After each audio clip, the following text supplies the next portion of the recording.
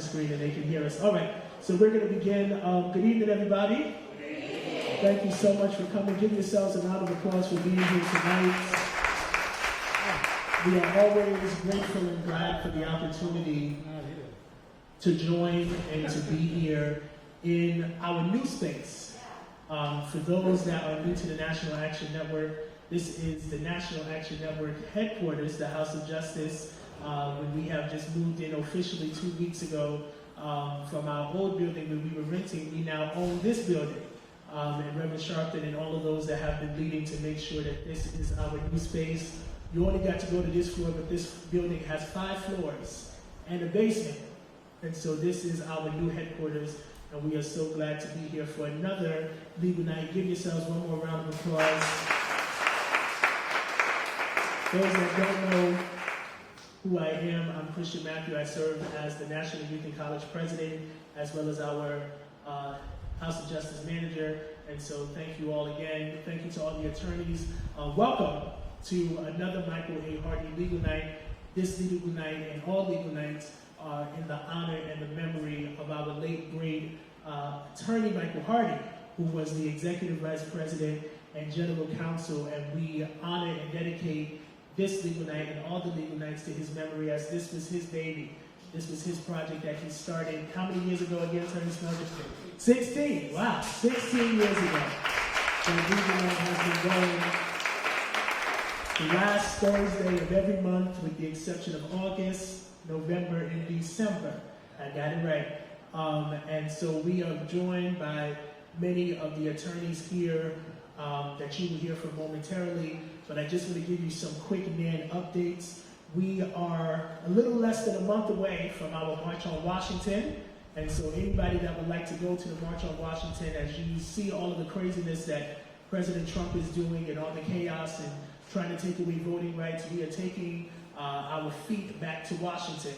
And so we are meeting at the Lincoln Memorial, where we will be starting our march. So those that would like to sign up, we have registration in the back, or you can always go to www.National Action Network or marchonwashington2026.com and register there, or always call 877-626-4651, and you can register. We also, I see there's a lot of younger people here. I don't know who you all are, but hi, it's good to see you. How old are you all? 19. 19? Oh, y'all young. Who y'all with? With me. All right. Okay, well, give them a hand. There's a lot of young people here, I guess. Are y'all on practicing law or something? Oh, they don't know yet. Okay. But these are students, I guess, right? Students, and they all came with DeLorney. Did I say it right? And she's our presenter for this evening from the Legal Aid Society. And so we're so grateful to have someone with us on tonight, the only lady with us tonight. So that's good, representing with the women. And so we're so grateful for that. And so every Monday night, we have something here called our NAN Youth Huddle, founded by Ashley Sharpton and co-founded by Dominique Sharpton. They're both on vacation, but Ashley is online. So let's wave to Ashley as she's on vacation. Everybody's saying hi, Ash. They're all waving. But they're on vacation, but Ashley is still with us and joined us to help us. So give Ashley a hand for doing that. JT is also on an assignment, on a mission, and he also made sure that tonight and everything went great. And so we want to thank them that even though they are not here in person, that they are still doing the work, that just because you may take a day off does not mean that you are completely off. We know that at NAN we are always working, but we're grateful for that. And so, of course, join us every Monday night for our NAN Youth Huddle. And we want to thank you to all of those that have been joining us thus far. And then also on Thursdays at 12 noon, I see some of the DEI folks that are here, Mr. Ernest, and all those that joined them at 787 as they are continuing in the fight for diversity, equity, and inclusion. And so if anybody has time to join them, you can join them. And then every Saturday here, from 9 to 11, and Rev makes sure that he says that we are out of here no later than 11:15. Every Saturday, we have our Saturday Action Rally, where Reverend Sharpton speaks from this podium right here to give us a report on where the action is. And so that is everything that is happening in NAN thus far. And so again, I want to thank you for joining us for another legal night. There are some folks that are online We want to thank those that are online. We will hear some of their questions later on. If we cannot get the audio completely corrected, I just want to say this. If we cannot get the audio completely corrected, we will take those that are online, we will take your questions. I'm going to private message each of you, and I will personally lead your questions to the attorney so that you can have it just in case we are not able to hear you in the building. But I want to let you know that you are seen and that you are heard, and that we will make sure that we get to your questions. Those that are here in person, Sister Word is going to help you with the mic. So we ask that you will just limit your questions. Attorney Smelkin is going to give you everything that you need to know regarding it, but that you will limit your questions. And when you want to have private time with the attorney, that will be at the end and the conclusion of this evening. Is that all right? All right, so we are going to move forward in our program, and Attorney Smelkin is going to take us further. Let's give him a big hand as he comes.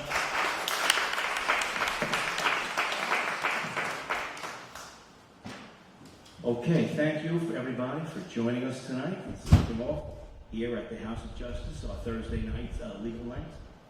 How many people are here for the first time? Raise your hand if you're here for the first time. Okay.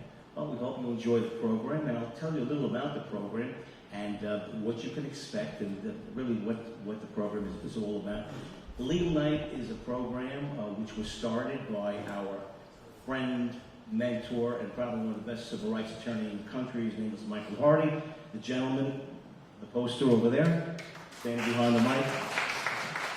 And the function of Legal Night really is to bring to the community the law. A lot of people don't understand what your rights are. A lot of people have been taken advantage of, underrepresented, discriminated against. This is a program to try to level the playing field, to let everybody know what your rights are and what obligations are as well. Legal Night is split into three parts. The first part is that we have an attorney who presents a certain topic. We have a panel of attorneys, a law committee, but tonight we have a guest speaker, Ms. Demorin, and she will be introduced later on in terms of her background and what she'll be speaking about. The second part of the program is your part of the program, where you get a chance to come up to the microphone, ask whatever questions you might have. It may be questions about what you're hearing tonight, it might be anything. And it's your opportunity to speak what's on your mind, to get it off your chest, and we're here to try to help. The third part of the program we have is afterwards, many people may want to speak with an attorney in private. You don't want to speak among everybody in front of an audience, and we respect that, and that's all right. And time permitting, we'll try to have some Q&A, private questions and answers at that point. We could never accomplish Legal Night but for the hard work of the NAN support staff that over the years have devoted so much time, and really, I can't say enough about this staff and how they really have your back, and the organization which they have accomplished and really have provided so that we can provide Legal Night.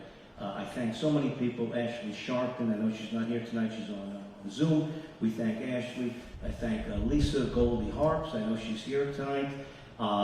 Brenda Dock, Winston Gilchrist, our videographer up front. Winston, thank you really for all the years of hard work you've done in terms of preparing great videos.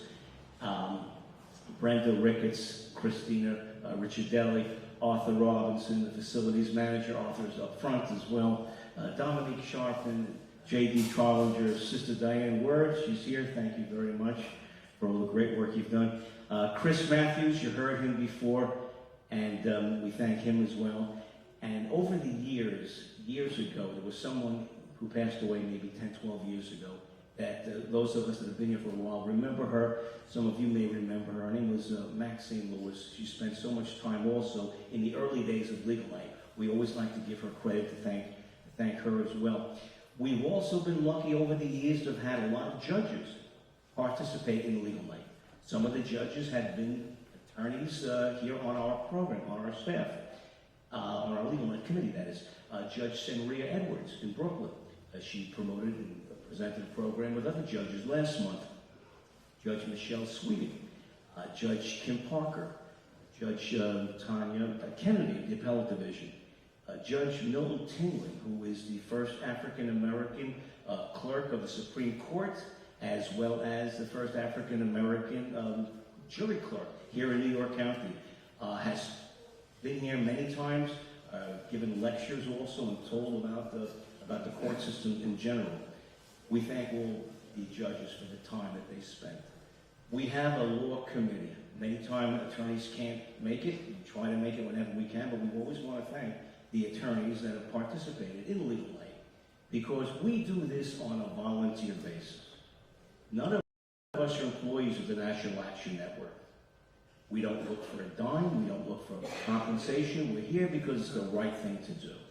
And we want to be over here to provide pro bono services and just to be able, just to help in that respect. So I thank my fellow colleagues and friends, Robert Bellins, Gary Certain, Maurice Daniel is here tonight. Thank you, Maurice. We also have Jeff Emden, who's not here tonight, but has also participated over the years. Ken Gilbert, Jack Giordano, Peter Gleason, Kawan Lovelace. Kawan is here tonight. Thank you very much, Kawan. Michael Ross, Royce Russell, myself, Joel Schmelkin. Eric Seifert is our colleague out in Berkeley, California. He usually checks in on Zoom. He may be in tonight. Wiley Steckler. Wiley's here tonight. Thank you very much, Wiley. And of course, as I mentioned before, Mike Hardy, really, who this program really is named after. It was his vision to start this.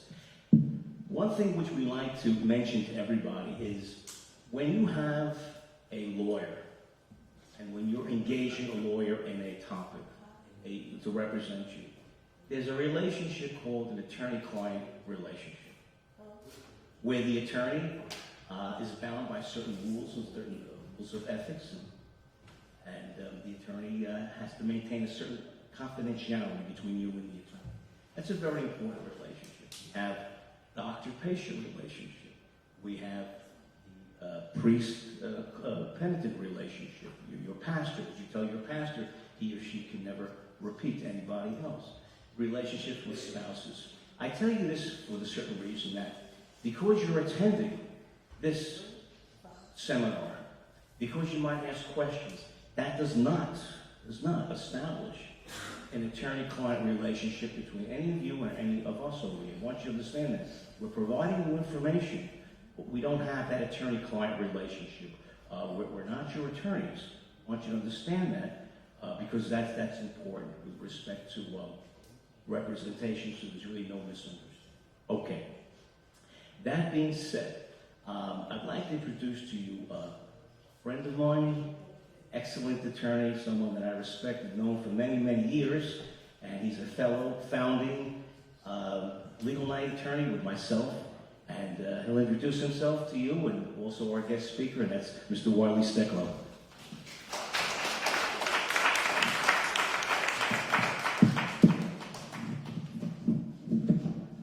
Good evening.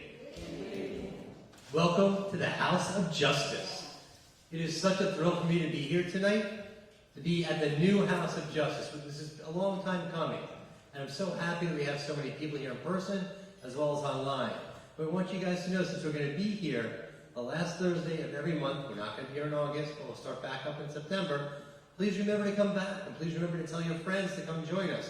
We're here as a service from National Action Network to the Harlem community, to help people understand what their legal rights are. As Joel Schmelkin said, myself and Joel and Michael Hardy, 16 years ago started this.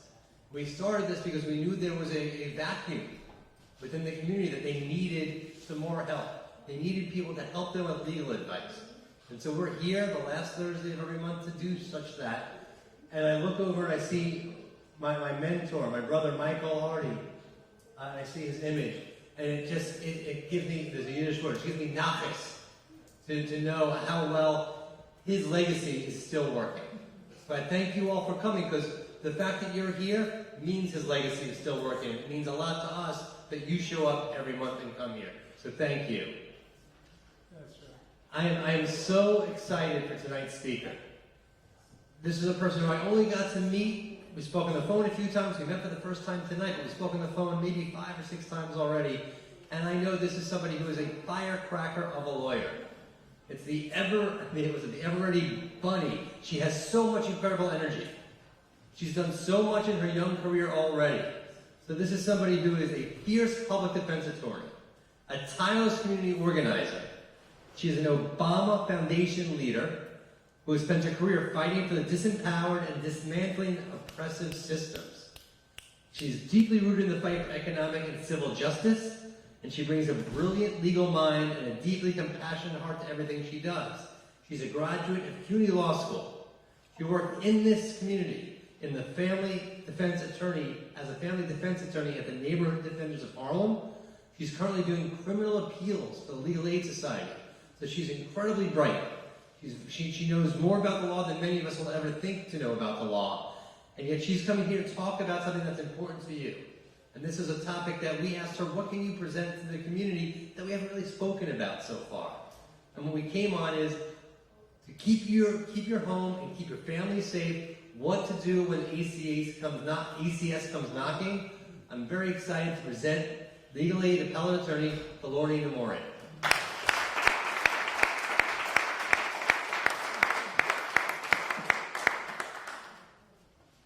First of all, I want to say thank you guys for all showing up today. I feel like the rain was showing up, and I know the rain discourages most New Yorkers from leaving the house. It is my first time in the House of Justice. But what people always know, especially people of the church, is that the Bible says, my people perish because they lack knowledge. And so I am here today to share my knowledge with you, and I hope you guys share that knowledge for so many people who are not in this room. So, I am a criminal defense appellate attorney, but my passion is family defense. When I graduated law school in 2014, the first job I received is at Neighborhood Defender Service of Harlem, right there on Lenox, between 125th and 126th. And my job was to represent mothers, predominantly in Harlem. And I think a lot of people know the questionable behavior of the police, but I don't think a lot of people know what ACS is doing to black families predominantly. When I was in family court, I learned something so personal, how blessed I was, even though I wasn't rich. Because the black family has the mother in family court, because black women are the predominant group. We have black fathers in criminal court, because black men are the predominant group. And we have black children either in foster care or in the delinquent system in family court. And it is not because we are bad people, right? I'm speaking to an audience of black folks. But it is because poverty has symptoms and wealth inequality is real. And so the symptoms of poverty is what lands in many of these courtrooms. And it is why I am a defense attorney to many people who look like me and who come from communities of mine. So today, I hope to equip you guys with knowledge when ACS comes knocking on your door, or your neighbor's door, or your grandchild's door. Because eventually, many of us will get encounters with ACS. And unfortunately, because they know you may not be a lawyer, or you may not know a lawyer, sometimes they'll do what they want to do. So the first step is, what do I do if ACS knocks on my door or leaves a note on my door? You do not have to open. And I'm going to tell you facts and I'm going to tell you realities. Because sometimes when you exercise your rights, there are consequences. So ACS knocks on your door in your home. You ask ACS, is there a warrant? You can ask that question. Even though it's not the police, your home is a private place and you don't have to let anyone in that you do not want to let in. Now, they're going to say, I'm ACS, I'm Child Protective Service, I just want to check the kid, we just want to ask you some information, we're not going to file a case, we just want to check. Everything you say to the child protective worker, to that family court investigator, will be used against you, period. There are notes of every single conversation you have with the caseworker. I will get that if one day comes and they file a case. Now, when ACS gets a call they get a call, and you can call ACS anonymously at the state central registry. They don't have to say a name or anything, and sometimes many of these calls go nowhere, okay? But if the call is indicated, or if the call rises to the level of investigation, they will come and knock on your door. If you do not let them in, you have to tell them when they can see your child. And it doesn't have to be the child you birth, your grandchild, your nephew, whatever child they got a call about. They can also see that child at the school, at the daycare, without your permission. And so you must allow them to see the child. And you can decide, hey, you can visit the child at the daycare. Or hey, you can visit, or I'll bring the child to your office. Okay? So the child does not have to be observed in your home. Because the minute they walk into your home, they are taking notes. How dirty is the house? Where's the clothes? Is there cigarettes? Is there, maybe you smoke weed and you left a blunt? They are watching everything. They opening the refrigerator door. Do you have enough provisions for the child? What is enough? It might be the end of the month with your food stamp. The refrigerator might be dry. They are watching all of this. They are taking notes of all of this. Often in ACS, we can get a dirty home case. That's not surprising. I mean, you gotta be really dirty, but still a dirty home case. And so ACS is gonna see the child. You will let ACS see the child. You will pick the location in which ACS sees your child. ACS does not have to see your child at the home. ACS sees the child, it might be nothing. Case closed, investigation over. There's sometimes they're gonna be like, we're not gonna file a case, but we're gonna give you something called preventive services. My God, they love to give preventive services. Well, you just need an extra help. And this person's gonna help you do this or help you do that. That person is also going to take notes about your family. Take notes if you're late to the meetings. Take notes how the house looks like every time they come into the house. If you were supposed to do an appointment, if you're late to the appointment, if you missed an appointment, all of those are in the case notes. I'm not saying you don't need the help. I'm telling you they're watching. And often you have to cooperate in order to avoid a case. However, that cooperation can require a lot of your time. And I want to be honest about that. If you feel like ACS just keeps coming to my house, I can't show them enough to make them go away. You can go, if you live in Harlem, to Neighborhood Defender Service of Harlem and say, well, ACS keeps knocking on my door, and they can do intervention before a case is filed. I highly recommend that. There's also Brooklyn Defender Services for those who live in Brooklyn.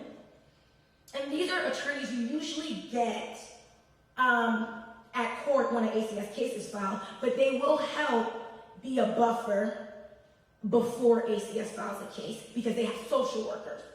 Once ACS hears lawyer, they like to get really defensive, but these law firms, these public defender offices will send social workers to talk to another caseworker. That's who you're going to really be speaking to, caseworkers. Okay, you guys, I also want to handle this. So many cases never get filed. ACS does want to see the child, but they don't get filed. Especially teenager cases, child's not going to school, excessive absences. ACS, I like to say, sometimes is a very bad caretaker, and they don't want the teenager either. However, sometimes they will still indicate the case. You will get a letter in the mail. Please check your mail. If your case is indicated, let me tell you why this is super important, even though it feels like a small detail. If your case is indicated, you cannot be ever certified as a foster care parent. This is extremely important because one day, an attorney is going to have a client and be like, hey, you call anybody to come and pick up your baby. And they might want to call mom, grandma, auntie, neighbor, because they can call anybody who ACS can clear. And ACS cannot clear indicated cases. Or it is very hard for ACS to clear indicated cases. There's always an exception to the policy, but we would prefer they don't have to exercise that exception. And so sometimes a teenager case is going to go away. They just kind of realize the teenager's kind of bad or has bigger issues than anybody can handle. but they might indicate the case. And this is very important that you challenge indicated cases. Again, you can go to Neighborhood Defender Service of Harlem. Again, you can go to Brooklyn Defender Services, and they will fight any indicated cases. This is important that your record, your family record, is clean. Because you never know when you're going to need to pick up your grandchild, your auntie, a neighbor's child, so they're not in stranger care. And sometimes you can't care for kids without money. And so foster care gives you money. And some people need that money to take that child. And so that is very important. Okay, boom. Now let's just say, unfortunately, they're talking about filing a case. They're talking about filing a case, y'all. They're going to have a child safety conference. Okay? At that child safety conference, there are no lawyers, but you can have a parent advocate. ACS may offer you a parent advocate. I have confirmed with social workers in the defense world, do not take that parent advocate. You want to go to, again, defense offices, public defender office that do family defense and say, I got a notice to go to a child safety conference. The caseworkers text me, calling me, telling me to come down to the office with the child. You want to have someone there because they're going to be asking you all types of questions. You may catch an attitude because why are they in your business? They will know that you catch an attitude in the case notes. They will ask you, have you ever did drugs? How much alcohol you drank?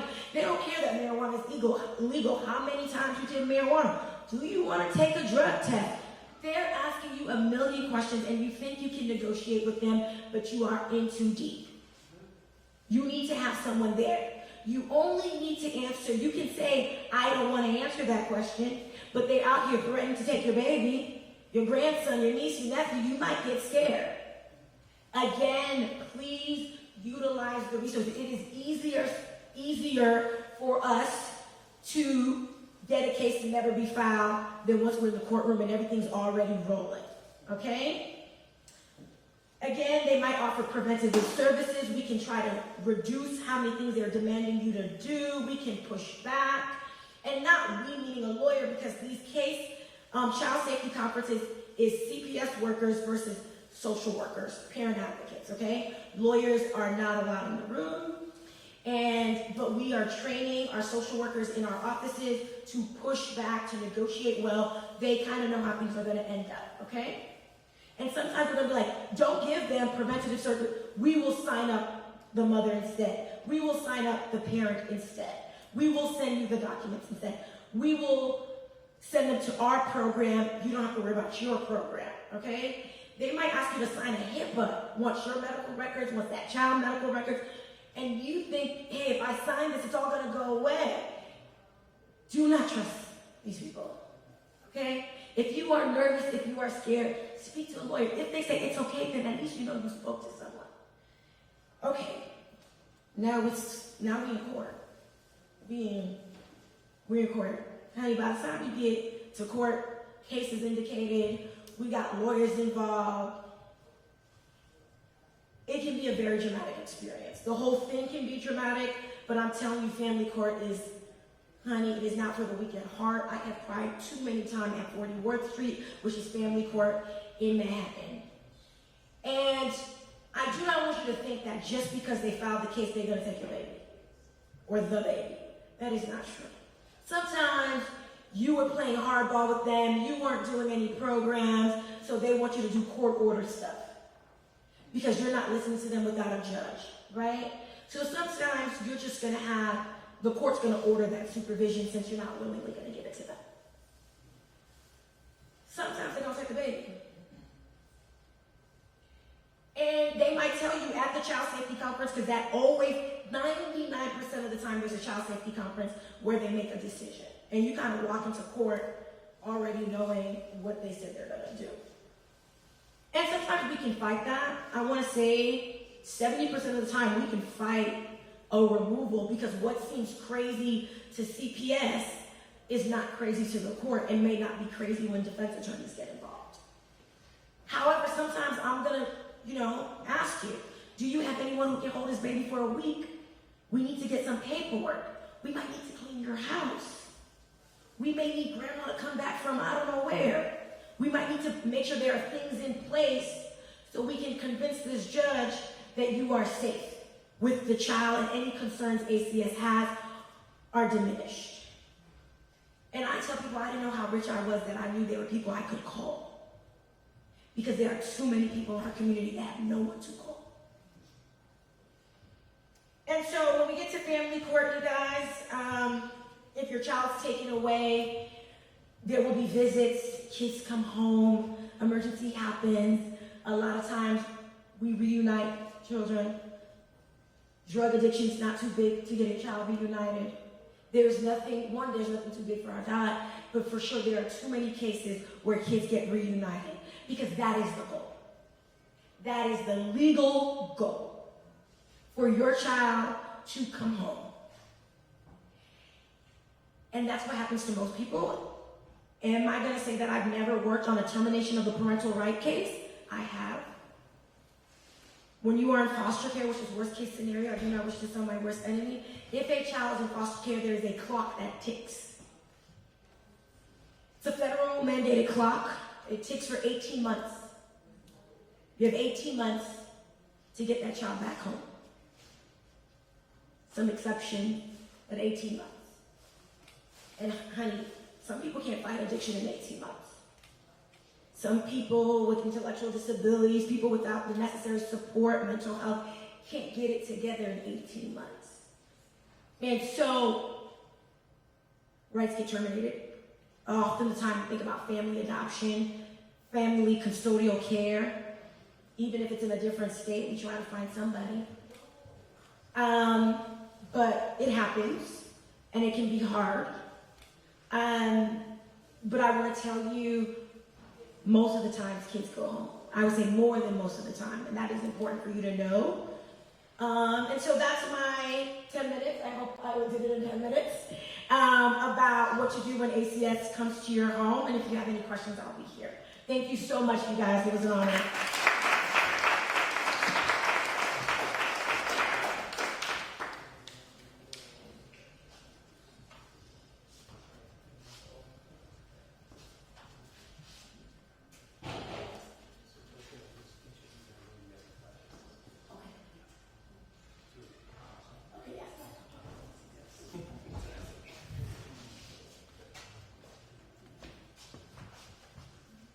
Hello, everyone. Good evening. My name is Juan Lovelace. They just told me I had a few minutes to talk, so I just wanted to introduce myself. I am one of the attorneys up here to answer your questions. My field of practice is civil rights. I get involved when police stop you on the street and arrest you without probable cause. Typically, that's in violation of your Fourth Amendment rights, not to be seized without probable cause. My clients are also victims of excessive force by police officers. I have a pretty kind of unique story. I used to be a detective in NYPD, started in 2002. I also am a former district attorney in the Bronx. Okay, so in both of those positions, I tried to be a person who could help change the system. And I realized very quickly that the system is irreparably broken. As I'm sure most of you already know. Cannot change it from inside. So I do what I do now because it is the way that I can give my clients a voice. Oftentimes they feel like they have no kind of recourse, they have no rights, and generally speaking, when you're dealing with police, you don't have rights right then and there that you could typically try to enforce, but after the fact, my clients come to me, and we're able to bring a claim and try to reclaim some dignity, but also to compensate them for what they went through. A lot of times, a lot of collateral consequences for them getting falsely arrested. Sometimes, one besides losing their time with themselves, their family, they also may lose jobs. There are certain jobs that there are indications that if you're working for the Department of Education, you get fingerprinted. That's coming down to the Department of Education, and you may lose your job from being falsely arrested. And again, there's a variety of other consequences that come along with it. But again, what I'm here to do is just try to help and restore restore some semblance of dignity, to give us some kind of recourse in the system that oftentimes tries to keep us down. So, if any of you have any questions at the end of this, whether it's a public question or afterwards, you want to talk to me about a situation that you may have had, of your family, your friends, what your recourses may be within the state or federal, I'll be here for that. All right, thanks for your time. Good to see you all.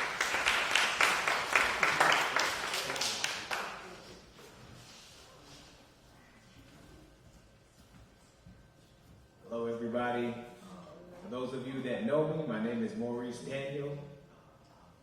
I'm here at NAN all the time. I'm a member of the NAN Youth Huddle. I'm a new lawyer, so as of right now, thank you very much. I was recently admitted to practice law in New York. I'm a general practitioner, basically doing whatever I want. For those of you who also don't know, I started a program here called the Goodwill Unto Others program, where I draft free wills for anybody who wants one, any NAN member who wants one. And if you guys would like me to draft one for you, you can meet me at the end of this and I can sign you up. And I'll be happy to do that. Eventually, I would like to practice criminal law, and I hope to get justice for people who are unjustly accused of crimes. Like my fellow lawyer over here was saying, I also think that the system is irrevocably, is like broken. It's broken. And hopefully I can work from the inside of the system to try and fix some of the wrongs with the system. So I'll be here at NAN. I'm not going anywhere, so you guys can follow along with me on my journey. And hopefully I'm able to make some kind of change. If I am, then I think that my career in the legal field and my decision to get into this path will have been well worth it.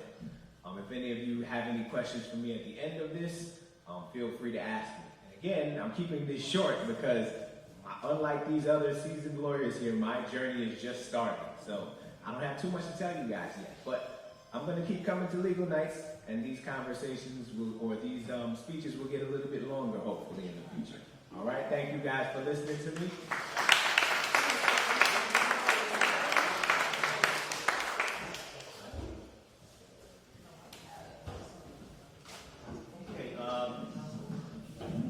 For those of you that may not know me, my name is Joel Schmelke. I've been practicing law now, for 42, 43 years, back in the 80s, 1984.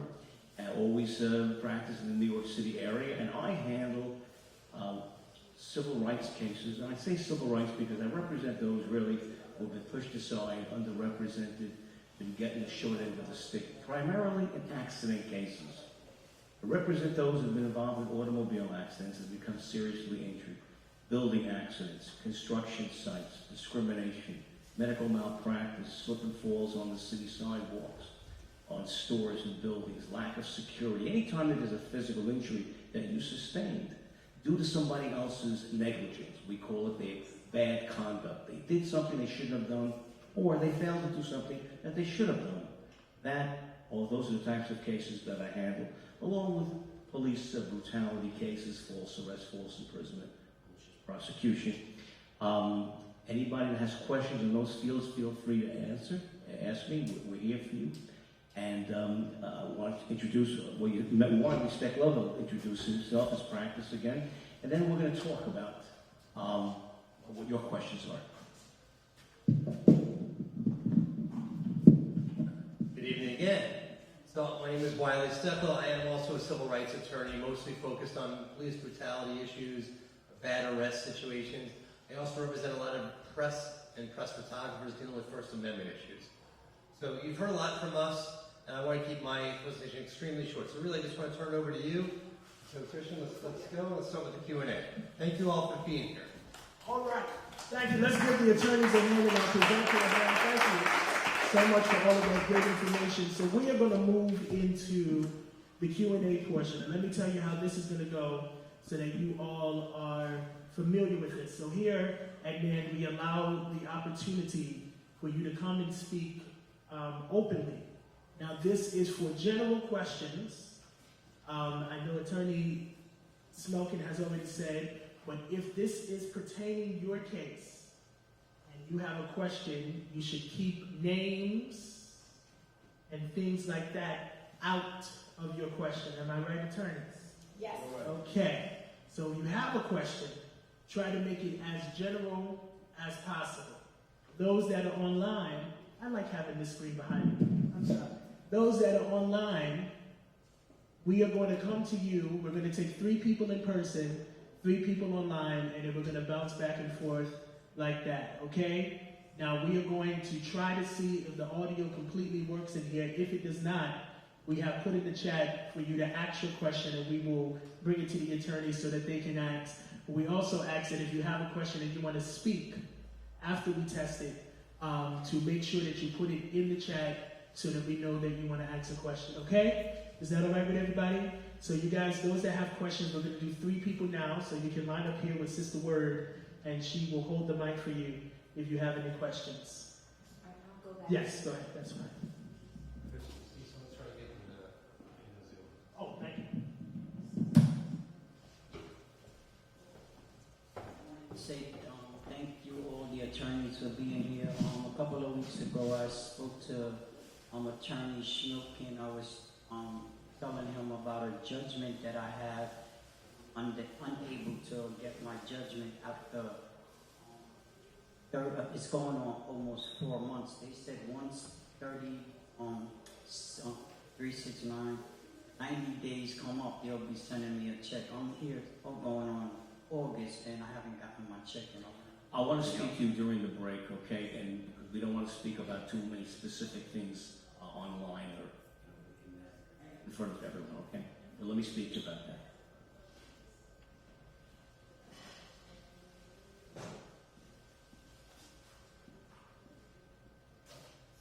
Anybody else have any questions, either general questions or what you heard about today, about ACS, or what you heard about concerning the types of cases that some of the attorneys here, myself included, work on? Any specific topic? We're here for you. Yeah, I have a quick question. Sure. In terms of the presentation, what I believe I understood was that the services that the family needs will be provided. Is that correct? Like if they need clean houses, food, they provide those items. Yes, ACS can provide those items.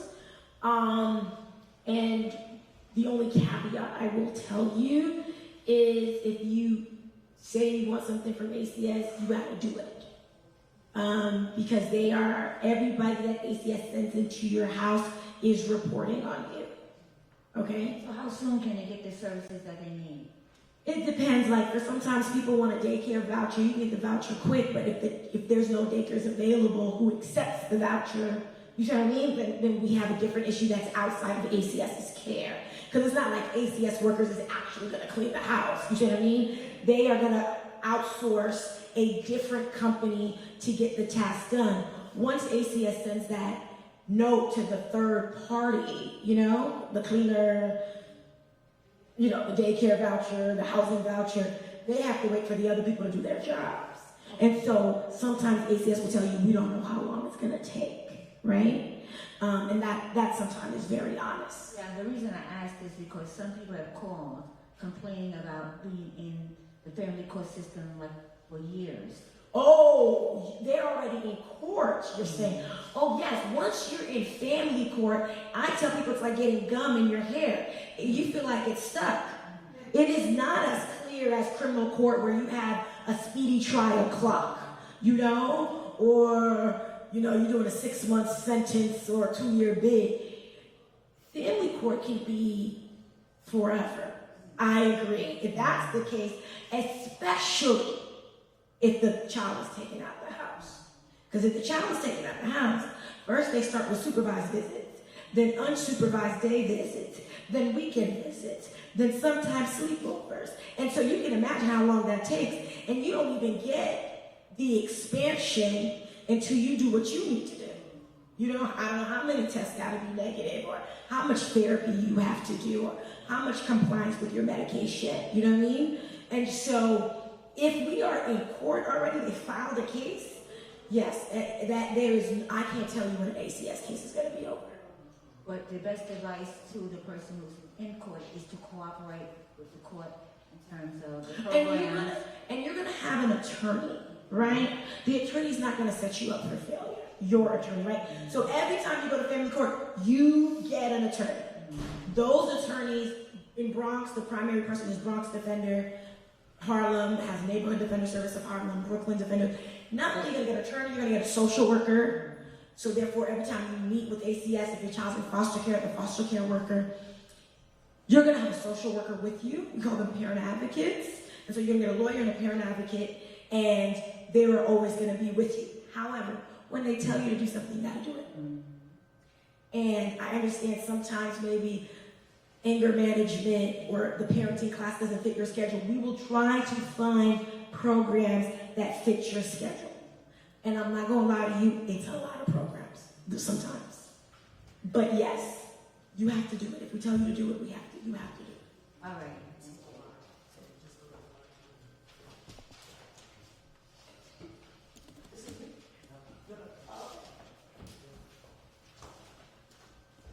Okay, we have a few questions online. Mona, you're out there? Want to ask us a question?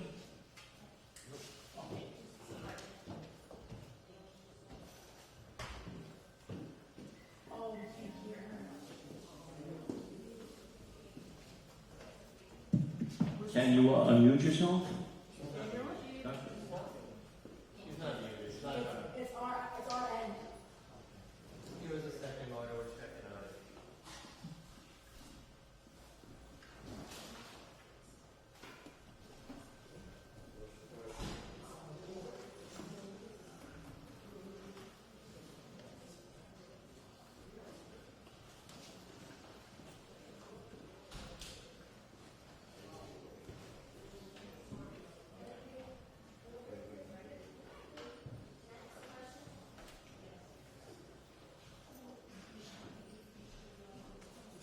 We're going to come back to online, go back to in the house. Okay, we're going to come back to you, Mona, if we're having some technical difficulties over there.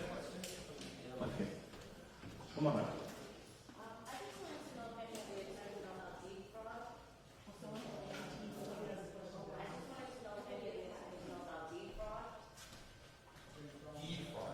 Deed fraud. Okay. What I do know is it's something that's just coming up. It's been more prevalent in the past 10 years or so. I know many, many times now when a deed is transferred, the county clerks now will send a notice, a letter to you, just verifying that in fact this was your wishes to transfer the house, or that the deed was put in another name, so that if in fact it was fraudulent, you can do certain things about it. In terms of deed fraud, the only thing I will tell you is you please, if you think that there is fraud, you go right to the district attorney. You just let them know about this. Is this a question that you had? If it's not really a general question, what I think we ought to do is maybe we'll speak during a break, so that you don't have to really speak in front of everybody. Okay, it's not, I'm not saying anything. I just wanted to find out, what would you do if you need to be granted a new trial? A new trial? Yeah. What type of case? If it was unfair. All right, well, again, you would have to get the record, you would have an attorney that would have had to have made objections during the trial and would have had to serve a notice of appeal after a decision was rendered, and then it can always be appealed to a higher court. What if we couldn't file the appeal because of the COVID-19? Again, there were certain types of extensions during COVID-19. I believe it was if you had some sort of a viable claim. I think it was in March of 2020. Once the courts were quote-unquote officially opened, you had a certain toll, and I think the toll was about 7 months and some days, whatever. The attorney who represented you would know about that toll, but a lot of people were able to reactivate cases during COVID because of the fact that you had that toll. A toll means an extension of a deadline. Okay, we are prepared to go online now. So we're going to start again with Ms. Mona. If you will come off of mute, we are ready for you at this time.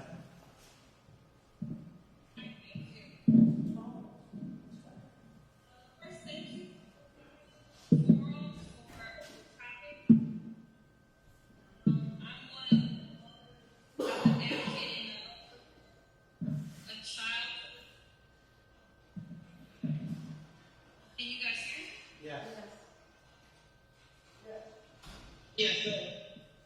Okay. I was interested in finding out if the House of Justice would be interested in supporting House Bill 133. It is a bill in Pennsylvania where they recently supported reinstatement of parental rights. And I wanted to see if, I'm not sure if what the laws are in New York. However, in New Jersey, there aren't any laws that support reinstatement of parental rights, and I wanted to see if the House of Justice would be interested in supporting And enforcement of House Bill 133 in Jersey. And I'm not sure what the laws are in. okay, there is a Jersey chapter, and what I would ask you to do is to call the House of Justice tomorrow morning, and you'll speak to someone in crisis. They'll put you in touch with the New Jersey chapter, and they can better guide you on that. Okay?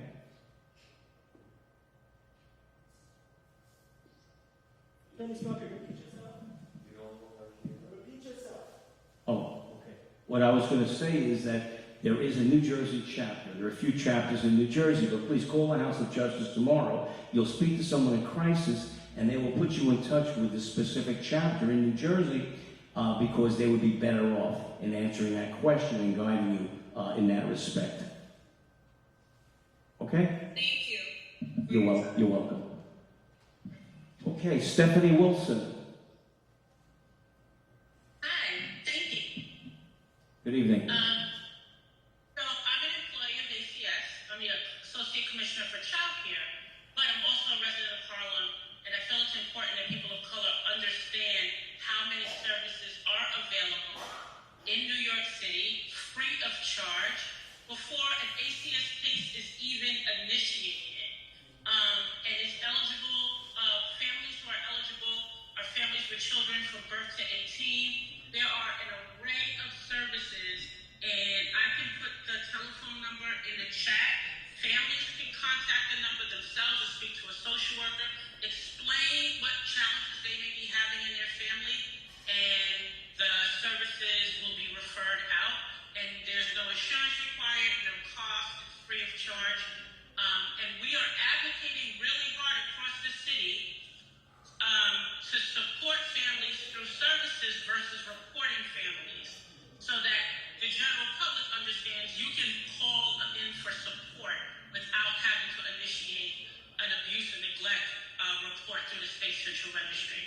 So I just wanted people to know that, because why not make use of these services if they are completely free? If anybody needs the phone number to the hotline that is for ACS but connects with these services, it's 212-676-7667. Thank you. I think You can that's... even just ask questions of ACS. You don't even have to request the services right up front. You can just get some referrals and speak to a social worker who can refer you.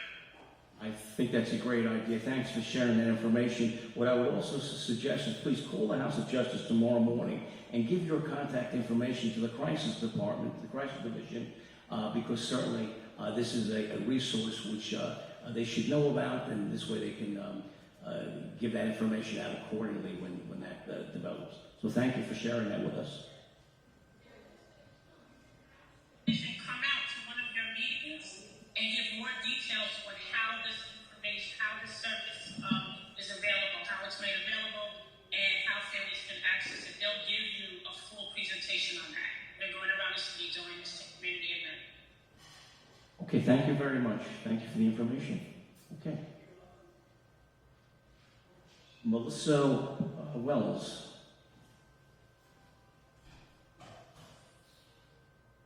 Ms. Melissa Wells, you are next. Hello, hi, ladies and gentlemen. Nervous.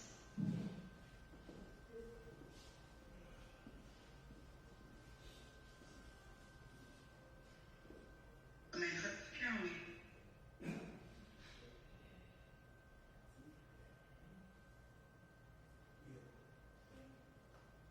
Jersey City.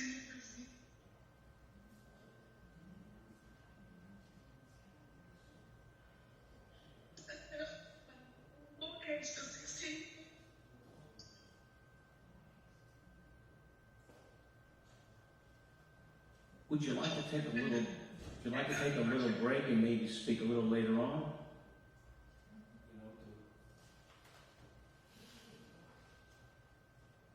I have a $200 million lawsuit. A civil rights of the federal statute of 42 U.SIC, section 1983. Of the civil rights violation and color.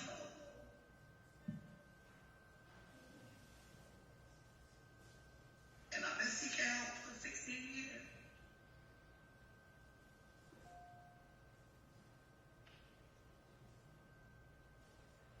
The public has been to help me get my children back, but I paid an attorney and he got my children took it.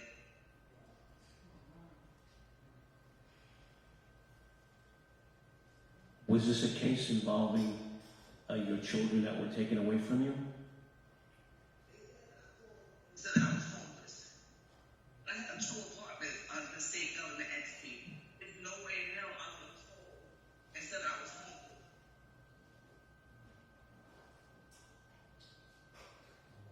They never showed any proof of anything. It's just allegations.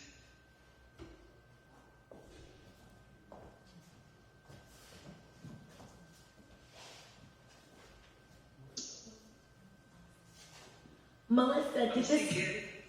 did this happen in New York?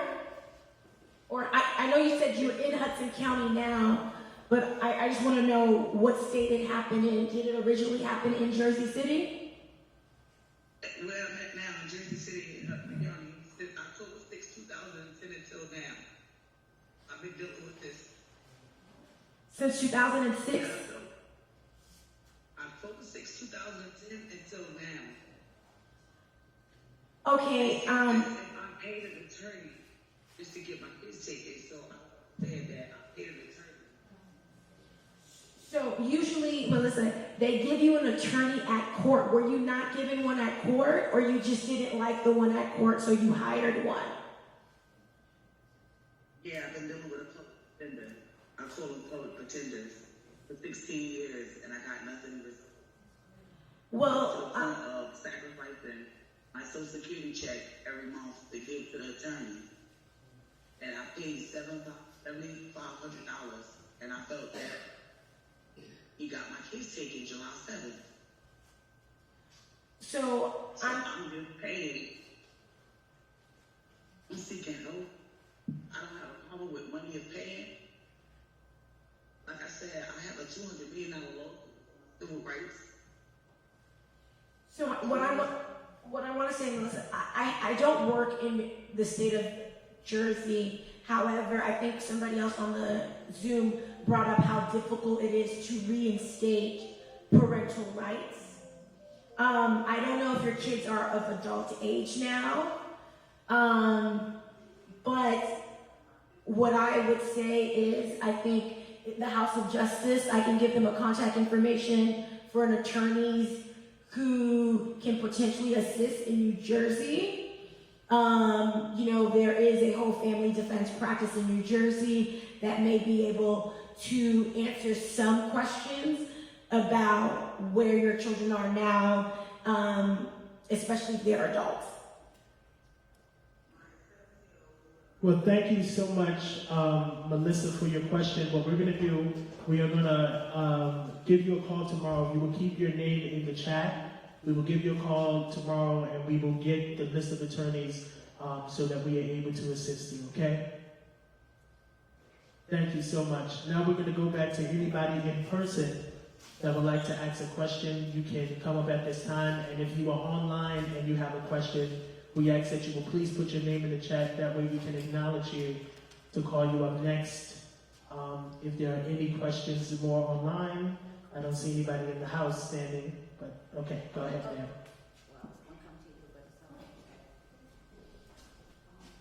I have 2 questions. You had said there's somewhere you can go if you have any questions about ACS. So I just needed that information. Do you live in Harlem? No, it's on Manhattan. I will start off with Harlem. Okay, so Neighborhood Defender Service of Harlem. It might be on the back of the sheet. I just printed it out too. Okay, so if you're Midtown, so Center for Family Representation serves Midtown, and that's 212-691-0950.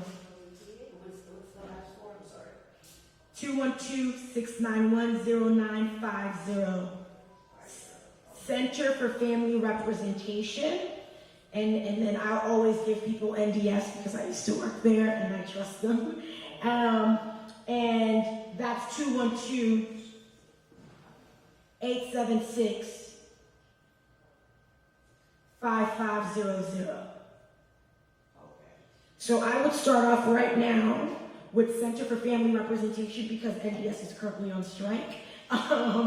So I would start off with them, but they're both very helpful and they will help answer questions early on in the case. That means before a case is filed. Mm-hmm. Great, thank you.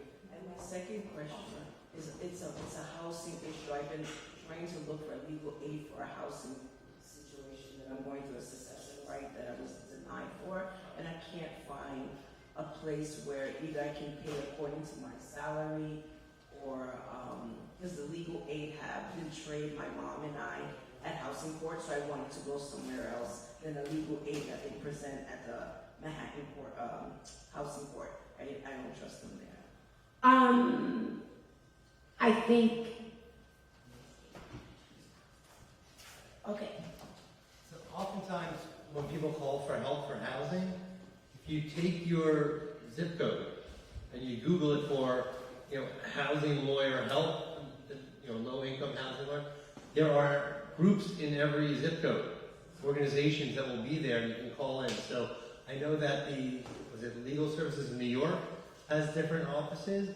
Legal Aid does as well. Sometimes they won't help with housing until there's an actual court case going on, but other times you can get lucky and find some help.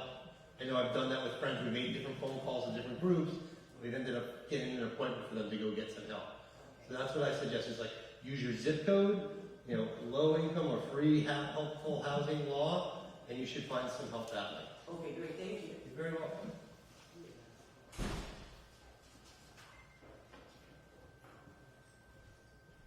Does anybody else have any questions in the House of Justice? We have a question right here.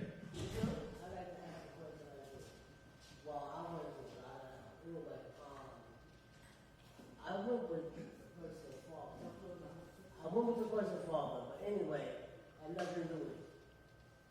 She went on her own in Tampa and took my identity down. Well, like this, I wound up, they trying to put me out my house, and I put in my house in 1984, Section 8 and all that, thing. And then the building kept asking me, people followed me out.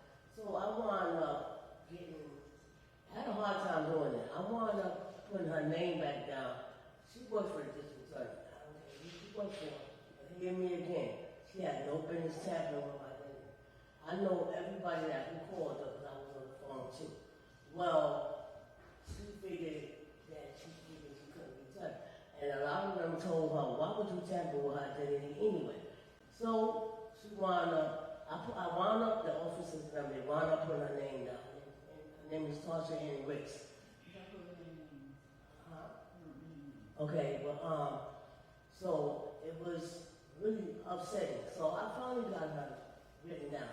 She wound up getting upset because I knew I was up for everybody. I had nothing to do with it. So everybody asked her, even the judge, so why would you touch her anyway? She don't know, she just listened to what somebody told her. So she wound up putting an order of protection on me. I told her, like I told her, I'm still going to write her up. I finally write her up. Now I go back to court my heart September 9th. So I don't know which way it's going to turn or whatever. So for my building, the detective threw the case out because it was petty loss and they threw it out. However, the building was trying to, get me out of Section 8. I've been in the building for a long time, but they can't take me out because the blueprint from Section 8 Hunt, they called and told me they can't take me out of my building. I've been there for 9 years. And I came in illegally with their application. So, however, I wound up calling 311. I walked down the street on highway because they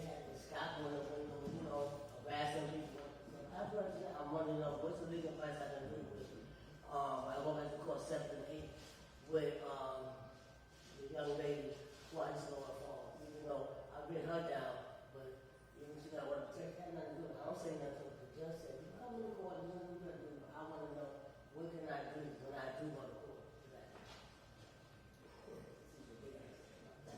I'm sorry, I'm a little bit confused because you spoke for a long time and I didn't quite understand exactly where you were going. It sounds like you're going to housing court. No, I'm going back to court for her. Which court? 120 Skinner Street. It's a criminal court. Yes. So is it the order of protection she has against you? Are you under arrest or is she No, under arrest? I went through that already. Now, I wound up in officer, they blow her back now. So there's no case, you're trying to get her arrested. No, what happened is, I called legally our shopping place, and then the secretary told me I have a right to write her back down, because she tampered with my identity, and she pulled everything down. I mean, if you're working with the DA's office, then they're the ones who are going to tell you what proofs you need to use in order to show them things, in order for them to decide whether or not they're going to prosecute the situation. Okay. So any hard evidence you have of identity theft is what you would need to bring. It can't just be you saying it's happened. No, I Again, know that. you're asking for advice. Yeah. The advice is Okay. to organize the hard evidence you have and maybe make it into as linear organization as possible so that maybe you take notes to start with on your own. Going through every piece of evidence you have, hard evidence. You can have testimonial evidence on one side, hard evidence on the other side. And then you make a list of it and you sort of try and figure out in a short one sentence what each piece is. Not 10 sentences, not a page, and one sentence each. And then when you go forward to the DA's office, you'll be well organized to show them the evidence, but don't go too long. If you go too long, they're going to think that you're not really sure what's going on. You have to be very specific and organized. I think that will help you the most. Oh, I understand, thank you, because I You're very welcome. written down what you said, but I just want to make sure if I'm doing it the right way. Okay, good luck. All right, thank you. You're welcome. Okay, so we have two final questions online. That is first by A.C. Salem. If you want to come online or speak, or if you want to wait to speak in private tomorrow, that is also fine.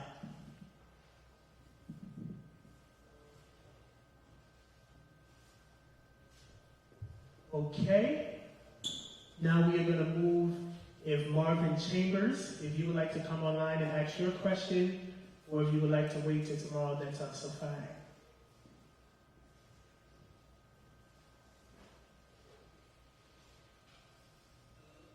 Okay, yes, 1 second, Marvin. Okay, go ahead.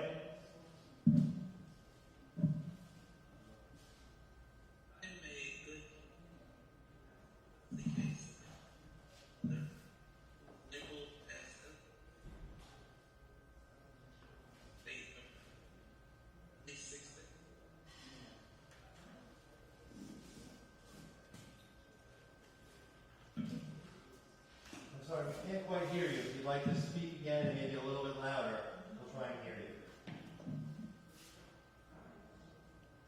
Can you hear me okay? Yes. Yeah. Yes, Marvin. Yes. I'm a good boy.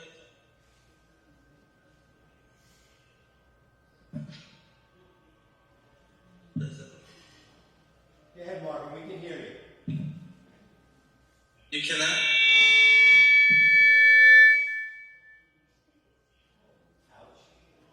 Yes, go ahead, we can hear you. That's their No, we heard the beginning.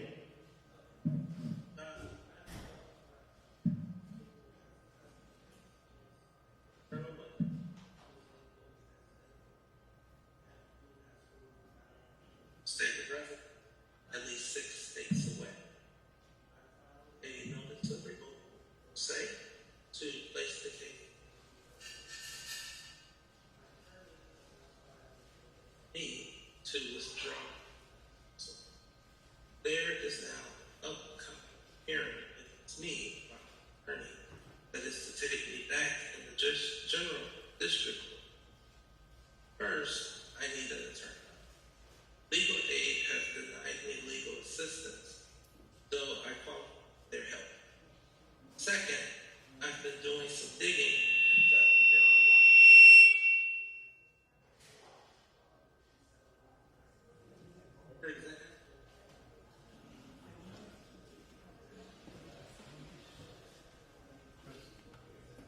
Chris, are you able to hear in the control room?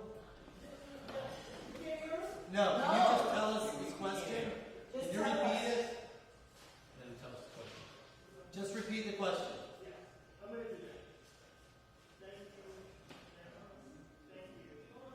Okay, thank you for your question.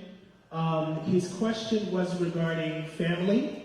It was a family court situation. Joe, you have to unmute. It was a family court situation. He needs an attorney, and he wants to know who can assist in that regard. Where is he located? Marvin, where are you located? It's 6 states away.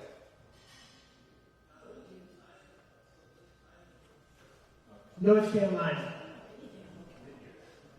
So Marvin, what I'm going to tell you is to please call the House of Justice tomorrow. And Get closer to the mic.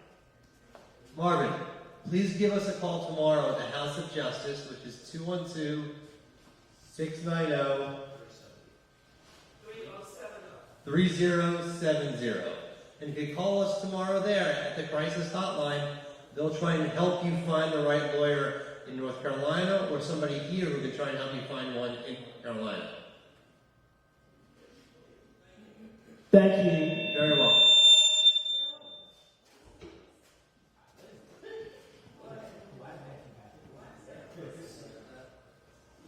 Okay. Does anybody else over here have any questions, any concerns on anything which we discussed? No? One question. Go ahead.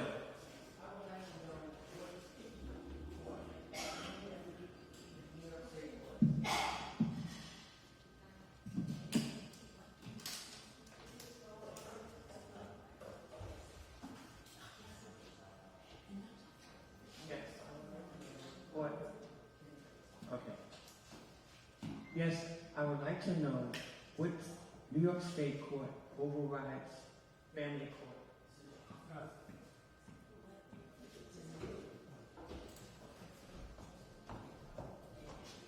Yes, exactly. Yeah. So family court is a trial court, like criminal court and housing court. When you appeal family court, you go to appellate courts. The appellate courts are courts of general jurisdiction, so they can hear family stuff, civil stuff, they can hear everything. And so if you were to have a family court in Manhattan or in the Bronx, your appellate court would be the first department. If you had family court in Brooklyn, Queens, Staten Island, then you are in the second department, okay? So there's two, you have all the appellate courts, appeal courts, the courts that override, like you say, the trial courts, which is family court, are called the appellate division. And depending on what county you are in, you're gonna go to appellate division 1 or appellate division 2.